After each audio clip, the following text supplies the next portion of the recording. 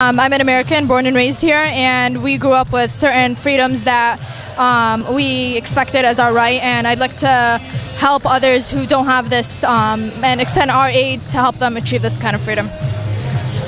What's your name? Sarah. All right, Sarah, where are you from? Chicago. From Chicago, Illinois. Sarah, if you could send one message to members of Congress, what would it be? We really want you guys to help us intervene in Syria. They really need our help, and no one is doing anything. And if you guys don't help soon, then it's just going to keep on going. So please help Syria. Senator McCain, Senator Lindsey Graham, Senator Joe Lieberman, did you hear that? Sarah from Chicago, Illinois, telling you we got to free Syria. I'd say free Syria, and we won't stop until we gain freedom. That's right, baby. You got anything else you want to add? No. All right, here we go. Free Syria, baby. Free Syria.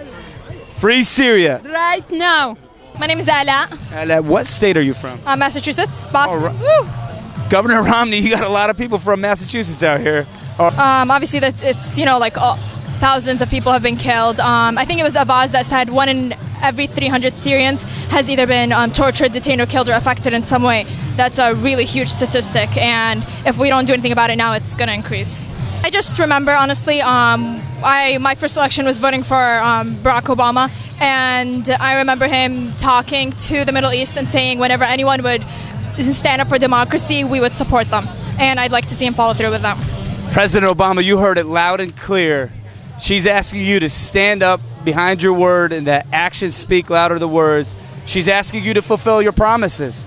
Many of us, and practically all of us, voted for you in 2008. It's time for you to carry through on your promises. Thank you very much for your time. When you ran for election, you promised hope, you promised peace and justice for all American citizens and for those abroad. You promised to stand and support democracy and support fairness in order to increase the number of American allies. So President Obama and members of Congress, don't forget Syria. They need us. They're trying to combat those of Iran, Hezbollah, and the dictator in Syria that every day is claiming the lives of men, women, and children, those that are innocent. Syria is bleeding, President Obama, and we need you here. We need your support with the American people who support a free Syria. Tell them, Syria, we support you, even if it is just words, even if it is a no-fly zone, something simple. It doesn't have to mean military intervention, but to tell them, Syria, we're there, we care for you, and there is an alternative to this oppression and to this anything that's against democracy, which is the Assad regime, unfortunately. I would say stop giving empty promises and actually take some real action. We've heard condemnations and we've heard strong words, but what we need now is action from Congress, from the president, against the Assad regime. Stop buying time for Assad. If you're going to act, do it now. If not, then stop saying you will. But we are in dire need of military intervention, and the Syrian situation is just getting worse. And the longer Obama waits to do something, the more Syrians are dying. I think, the United States has obviously had a bad relationship with Iran for a really long time. And here's sort of their opportunity to say, hey, Iran, we don't like what you're doing, so we're going to actually take action against Assad. And I just feel like them taking their time is just...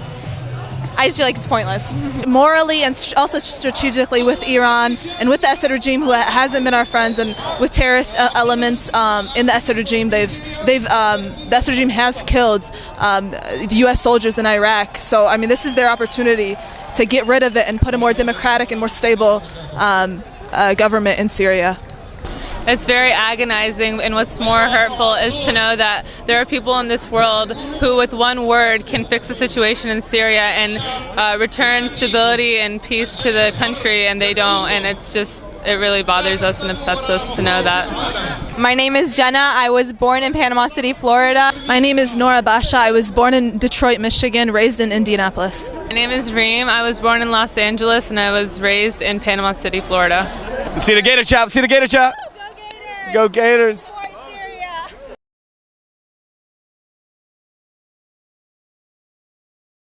Miriam. And Miriam, where are you from? I'm from Ohio. We want intervention now, and our Syrian brothers and sisters they can't wait anymore, and we want help now. And first of all, it makes me sad to see that we're standing by doing nothing about it, and that's why we're trying to build awareness here at the rally today. And we want President Obama to act now and help intervene and help stop this crimes against humanity. President Obama, members of Congress, you got members from all faith religions, from all backgrounds, from all cultures, from all countries with one thing in common.